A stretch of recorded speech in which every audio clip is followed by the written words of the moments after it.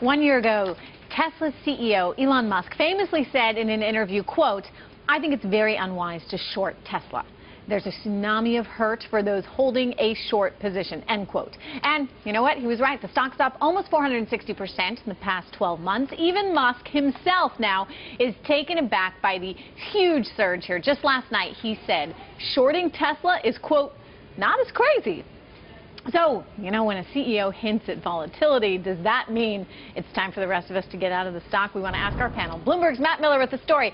Dougherty's Andrea James with the strategy and trading advantages. Scott Bauer with your trade. Matt Miller, I mean, a CEO saying, yeah, hey, maybe it's not so crazy now to short it. Well, is he just being brutally honest?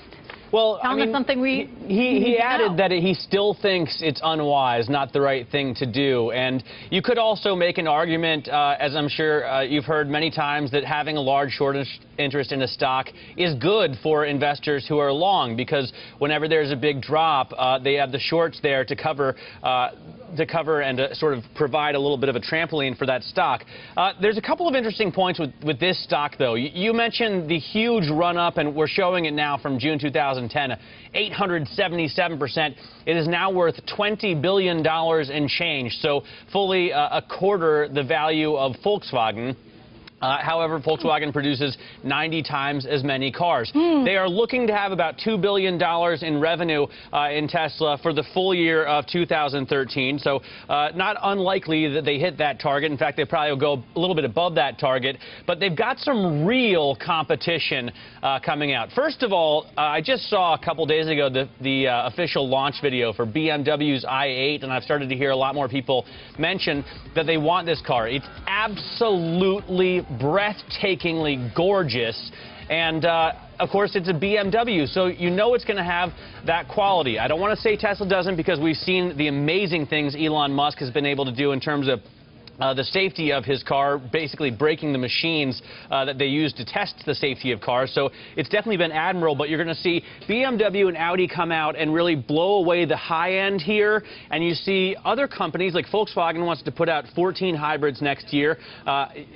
You're going to see Nissan put out almost all hybrids. Carlos Ghosn is going to go full hybrid. Toyota's got about 21 already on offer. So taking out the kind of middle and lower end segment, and BMW and Audi could have the high-end segment. So it seems to me that Tesla could get squeezed out and become kind of the Duesenberg of electric cars.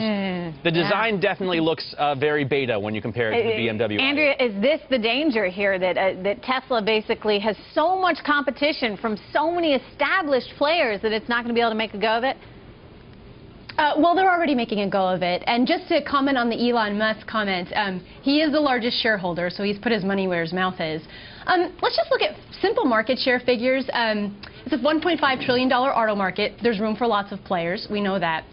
The Gen 3 car, the next generation of car that Tesla's going to come out with, if they can get 500,000 units, which is maxing out the factory, that's 5% market share on that category. So we're not saying, you know, they need 50% market share. That would be 5% market share. That would be $15 in earnings per share. That would be a $300 stock. So I don't think these numbers are outlandish for Tesla to have a place. But do you think they can ramp up to 500,000 quick? I mean, right now they're struggling to produce 20,000 vehicles a year, right? They're in the ramp-up phase now on the Model S, which is a much more expensive car. Sure, they're going to do a little over 20,000 vehicles this year on the Model S. The next generation of car, I mean, we are talking about several years out, 2017, 2018, 2019, for the higher volumes. That seems pretty far out to look, right? I mean, you got to have a crystal ball to look that many years out, don't you? Well, companies, this happens all the time with stocks, right? You look at where growth companies get valued on future earnings potential, not today's earnings potential. It's no different with Tesla. The fear is, Andrea, that there's a lot of hype here. And, you know, as Matt points out, you know, you look at a company like Volkswagen, which is producing 90 times as many cars as Tesla. At what point does the hype really turn into something that's reality, where they're producing at a much higher level and that there's more sort of oomph behind the stock price? It's a valid question. The Model S is a great car. And because they've proven that out, they get credit for the next generation of vehicle. Just like when they were producing the Roadster, was their only vehicle, their former two-seat sports car, they were getting credit. The stock was getting credit for what the Model S could do when that vehicle was just a concept.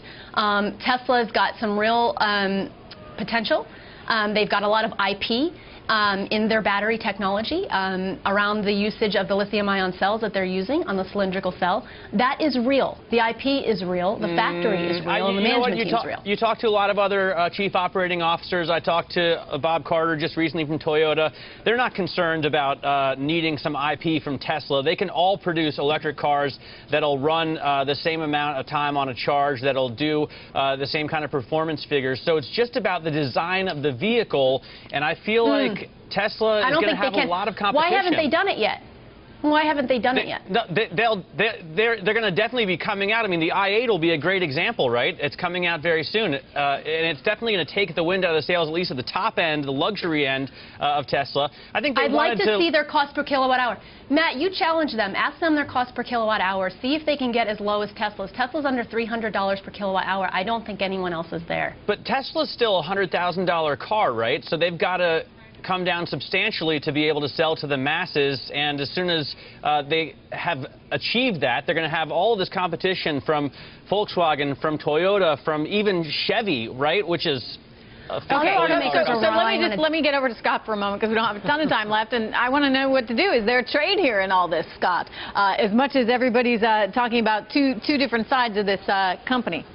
There definitely is a trade, and I'm certainly not looking out to 2017, 18, 19. If you look at Tesla over the last 3 to 6 months, if you look at what the stock has done on a day-to-day basis and on a weekly basis, except for during the day before and after earnings, on a day basis, the average move is 2%. On a week-to-week basis, it's not over 10%. So what I'm going to do, I want to take advantage of that. I want to sell from where the stock is right now, a September 150 put, and sell a September 180 call. Basically, that's about a 10% move either direction from here with 1 week to go. I can collect about $1.70 to do that. The odds are, based on how the stock has traded, that's going to be a very favorable trade. I will continue to do that with weekly options going forward until the time comes early November for the next earnings report. And I'll adjust if the stock adjusts trading outside that 2% or 10%. But while it's trading in that range, that is from a, let's call it a mathematical basis, seems like a real great trade to make. All right.